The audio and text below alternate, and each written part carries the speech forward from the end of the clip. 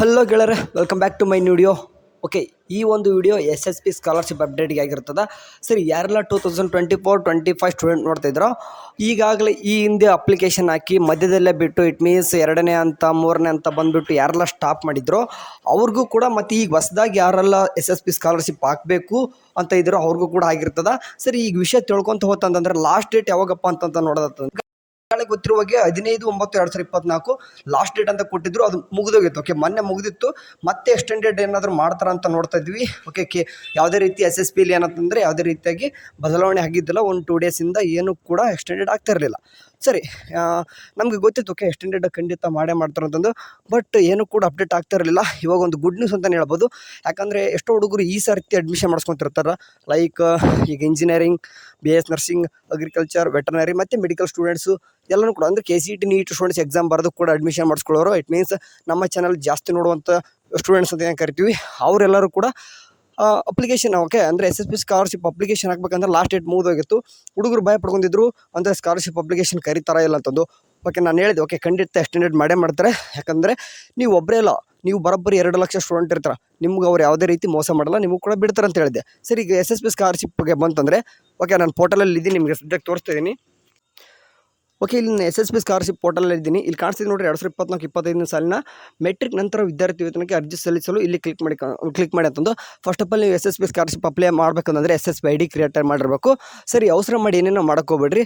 ಆರಾಮ್ಸಾಗಿ ನೀವು ಏನಪ್ಪ ಅಂದರೆ ಮೊದಲು ಅಪ್ಲಿಕೇಶನ್ ಹಾಕಬೇಕು ಅಂತಂದರೆ SSP ID ಕ್ರಿಯೇಟ್ ಮಾಡ್ಕೋಬೇಕು. ಅದು ಆರಾಮ್ಸಾಗಿ ಮಾಡ್ಕೋಬೋದು. ಓಕೆ, ಒಂದು ಮೊಬೈಲ್ ನಂಬರ್ ಇದ್ರೂ ಕೂಡ ಮಾಡ್ಕೊತೀರಾ.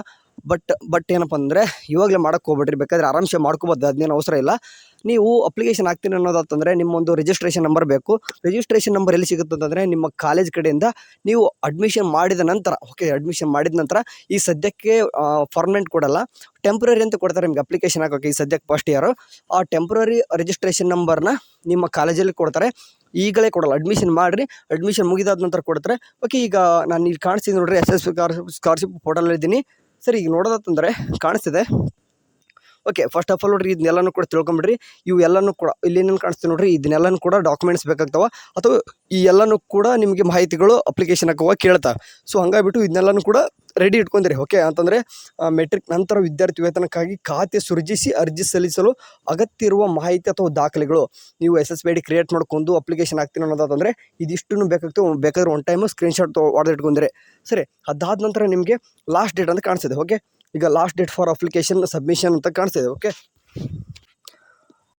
ಆ ಒಂದು ಲಾಸ್ಟ್ ಡೇಟ್ ಅಂತ ಏನು ಕಾಣಿಸ್ತಿದೆ ಅಂತಂದರೆ last date for application submission ಅಂತ ಕ್ಲಿಕ್ ಮಾಡಿಕೊಂಡ್ರೆ ಇಲ್ಲಿ ಕಾಣಿಸ್ತಿದೆ ನೋಡಿರಿ, ಹಿಂದುಳಿದ ಕಲ್ಯಾಣ ಇಲಾಖೆ ಮೆಟ್ರಿಕ್ ನಂತರದ ವಿದ್ಯಾರ್ಥಿ ವೇತನಕ್ಕೆ ಅರ್ಜಿ ಸಲ್ಲಿಸಲು ಕೊನೆಯ ದಿನಾಂಕ 15/10/2024 ಅಂತಂದರೆ ಇಲ್ಲಿ 15/9/2024 ಇದ್ದಿದ್ದು ಇನ್ನೂ ಒಂದು ತಿಂಗಳು, ಅಂತಂದರೆ ನೆಕ್ಸ್ಟ್ ಮಂತ್ ಅಕ್ಟೋಬರ್ 10ರವರೆಗೂ ಏನು ಮಾಡಿದ್ದಾರೆ ಅಂತಂದರೆ ಡೇಟ್ ಎಕ್ಸ್ಟೆಂಡೆಡ್ ಮಾಡಿದ್ದಾರೆ.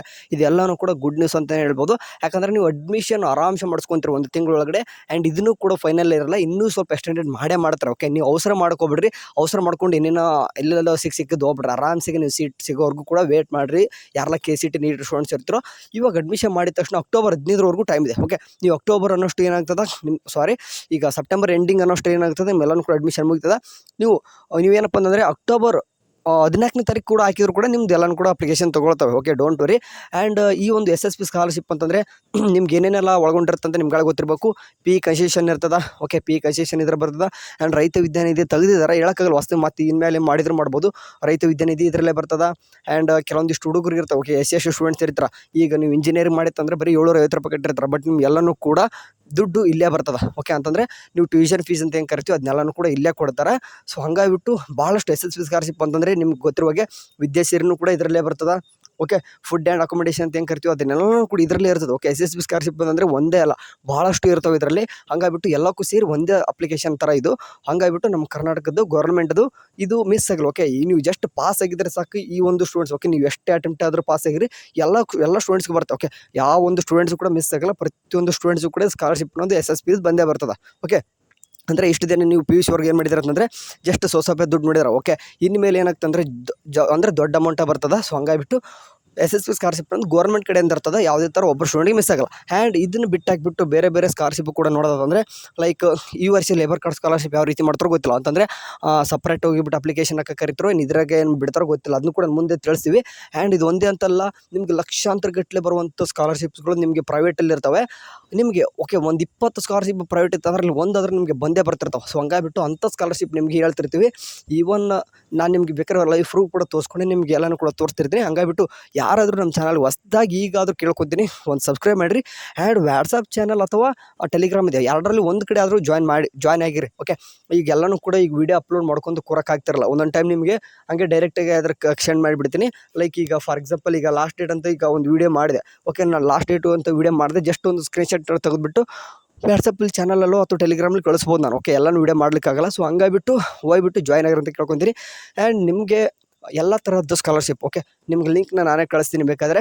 ಓಕೆ, ಎಲ್ಲನೂ ಕೂಡ ತೊಗೊರಿ, ಯಾಕೆಂದರೆ ಎಷ್ಟೋ ಸ್ಟೂಡೆಂಟ್ಸಿಗೆ ಗೊತ್ತೇ ಇರಲ್ಲ.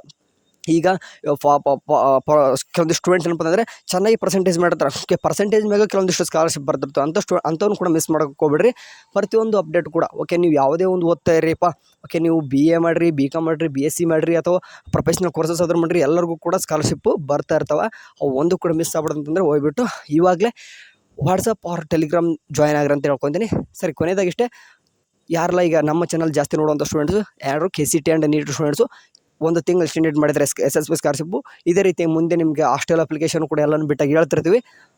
ಸೊ ಕೊನೆಯದಾಗಿ ಕೇಳ್ಕೊಳ್ಳೋದಷ್ಟೇ, ಈ ವಿಡಿಯೋ ಹೆಲ್ಪ್ಫುಲ್ ಆಗಿದ್ದಾರೆ ಅಂತ ಲಾಸ್ಟ್ ಡೇಟ್ ಗೊತ್ತಾಯ್ತು ಅನ್ಕೊತೀನಿ. ಓಕೆ, ಅಂದರೆ 2 ದಿನ ಆಯ್ತು ಬ್ರದರ್ ಕ್ಲೋಸ್ ಆಗಿದೆ ಮತ್ತು ನಮಗೆ ಕರೆಯಲ್ಲ ಅಂತಿದ್ರೆ ಮತ್ತೆ ಬಿಟ್ಟಿದ್ದಾರೆ. ಇದೊಂದು ಗುಡ್ ನ್ಯೂಸು, ಆದಷ್ಟು ನಿಮ್ಮ ಫ್ರೆಂಡ್ಸು ಕೂಡ ತಿಳಿಸ್ರಿ.